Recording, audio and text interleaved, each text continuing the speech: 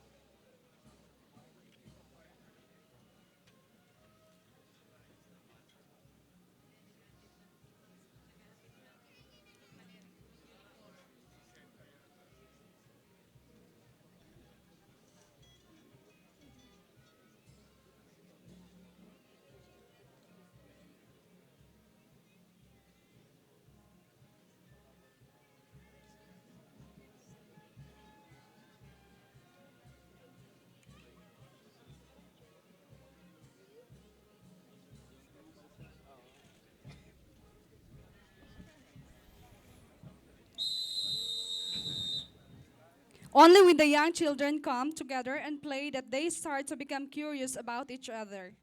Although there is no common thing.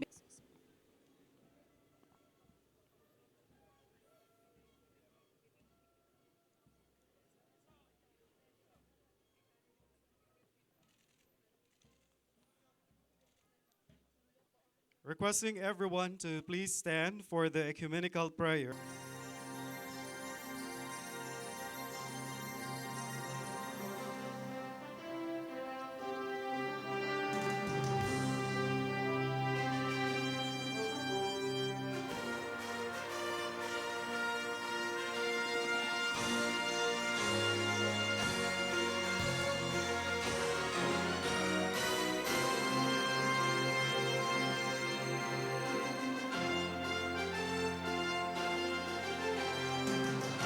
Inviting the representatives at the kick-off line.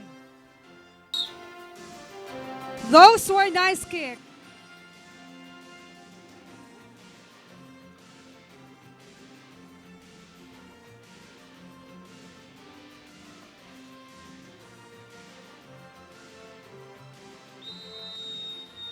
The Armed Forces of the Philippines football team, composed of organic personnel of 6th Infantry Division and composite team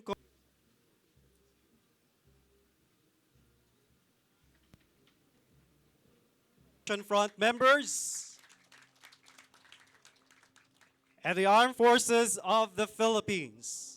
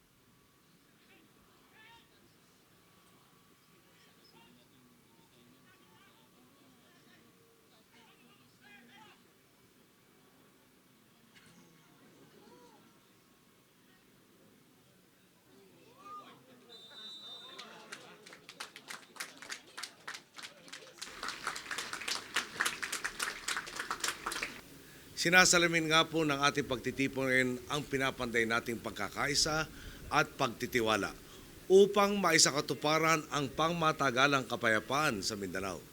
Pero ang mas matingkad pong napansin natin, posible palang magkasama ang mga panig ng dati nagtutunggali sa gitna ng putukan.